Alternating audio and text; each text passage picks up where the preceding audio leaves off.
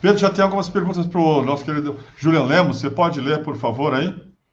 Vamos pegar aqui as perguntas para o deputado Julian Lemos, agradecer muito a presença dele e 4.000 pessoas. Então, gente, vamos bater as metas aqui que são muito importantes para a gente manter o canal funcionando. Saulo Cruz pergunta, Julian, a estratégia do Lula para a eleição deve ser associar o Tarcísio ao Centrão de Hugo Mota, até porque o Centrão é rejeitado pela população?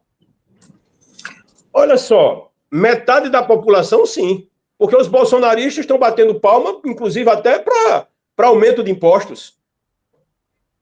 A estratégia de Lula, deixa eu te falar aqui, se você me perguntar qual a estratégia que eu acho que o PT deveria fazer, porque é o braço político do presidente, a primeira coisa é se reinventar com novos nomes, com uma juventude extremamente atuante, deixar de lado que apenas as pessoas que foram batizadas em movimentos sociais têm legitimidade de falar por uma mudança política e por democracia. Primeira coisa também, que tem que se fazer, uma das primeiras coisas, é fazer aquilo que o Bolsonaro é muito bom.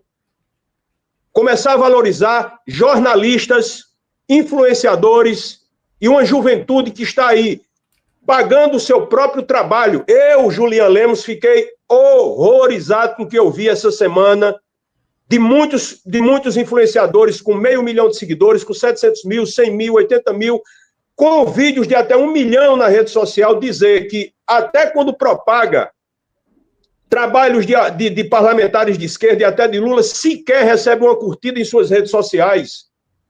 A força que hoje tem no Brasil da direita, alimentando, isso se faz necessário, não sejamos demagogos, hipócritas. Essas pessoas dedicam trabalhos, horas e horas de trabalho, e não se sentem sequer valorizados, mesmo fazendo parte dessa percepção e dessa visão de democracia e progressismo. Não é brincadeira. Eu, Julian Lemos, digo aqui a você, se eu disser a você que eu tenho esperança, tenho perspectiva de ser chamado para fazer parte de um grupo político de centro-esquerda, eu não vou mentir, eu não tenho. Mas se eu recebesse uma ligação, eu diria, olha, o pessoal me ligou. Mas essas pessoas parece que não perceberam, ou estão pagando para ver, ou não perceberam que a vitória de Lula não veio da esquerda, ela veio do antibolsonarismo e não passou de 2 milhões de pessoas, de 2 milhões de eleitores. Esse pessoal que votou, que fez a diferença, já é anti-Lula e anti-Bolsonaro. E a esquerda não está conseguindo se comunicar.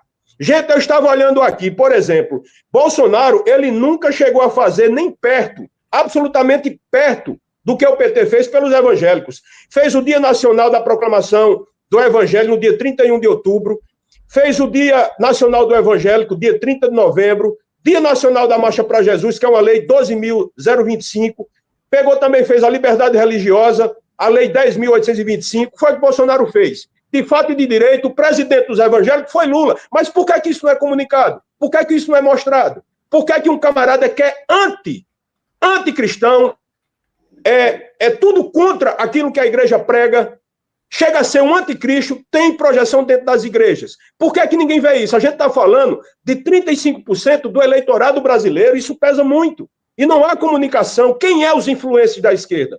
Quem são os nomes? Quem são os Nicolas da esquerda? Quem são os coronéis da esquerda?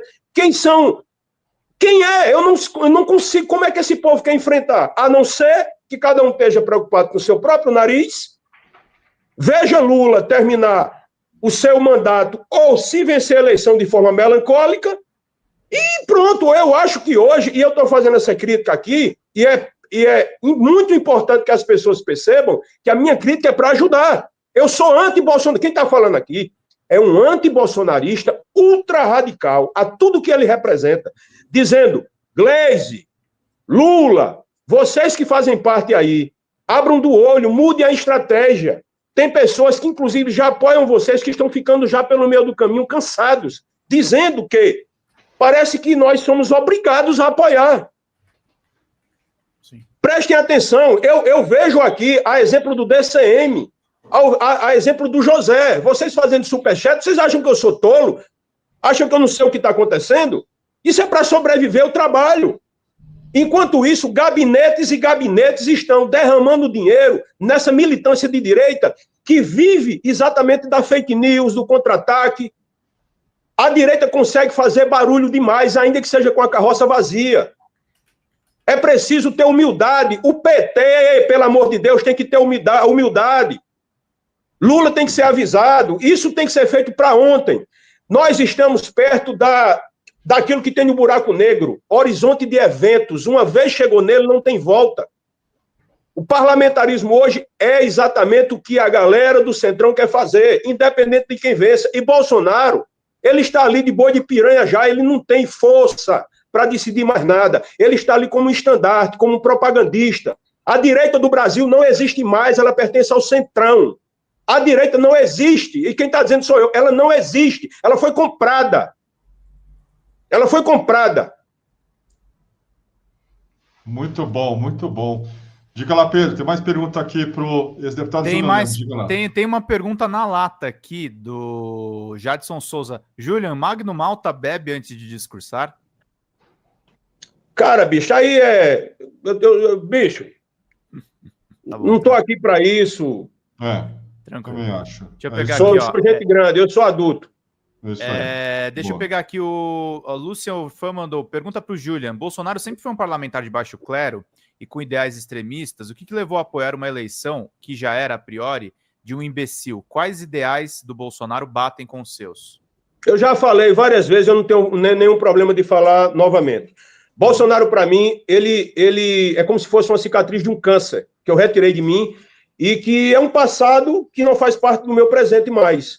Bolsonaro, eu era um neófito na política, eu era um jovem empresário, um cara que realmente, assim como muitos no Brasil, estão revoltados com essa mesma situação que está acontecendo agora no país, só que com outro formato, em 2018, 2017, 2016, e eu queria alternância de poder, tanto faz se fosse Lula, se fosse Bolsonaro, seja o que fosse.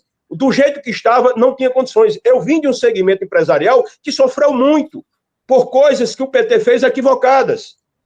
E eu queria a mudança. Então, se era Bolsonaro, se era Enéas, ia mudar. É normal o sentimento querer mudar. Agora, permanecer no erro, não. Eu votei no 17, no 22 eu não votei, e votei no Lula.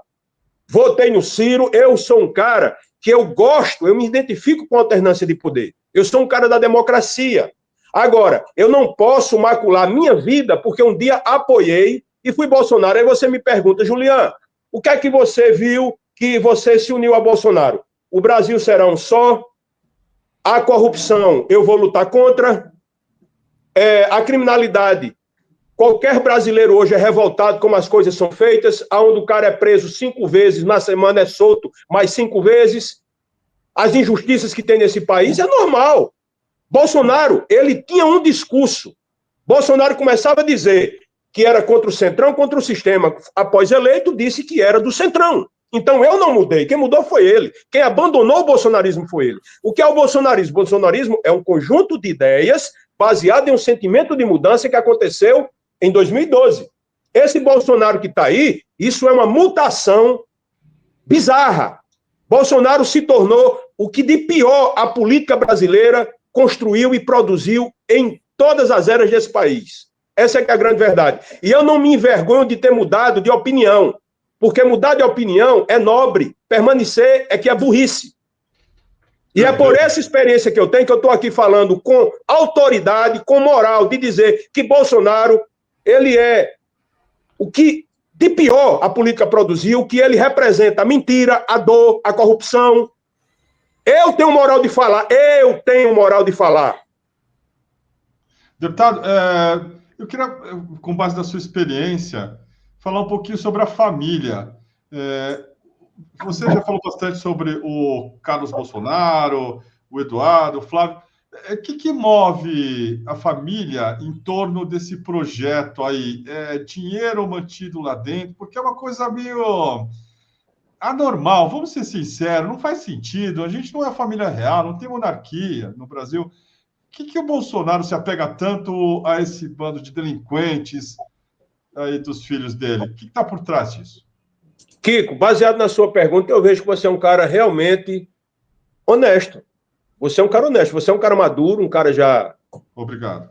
Seus 50 e poucos anos, mas para você me fez uma pergunta que foi de curiosidade, não foi de ironia. Não. Irmão, deixa eu te falar um negócio. Eu já provei de muita coisa na vida. Muita coisa. Só não matei gente e usei coisas que não deveria. Mas eu nunca vi uma energia mais poderosa do que o poder. O poder é o tesão dos velhos. O poder vale mais do que dinheiro.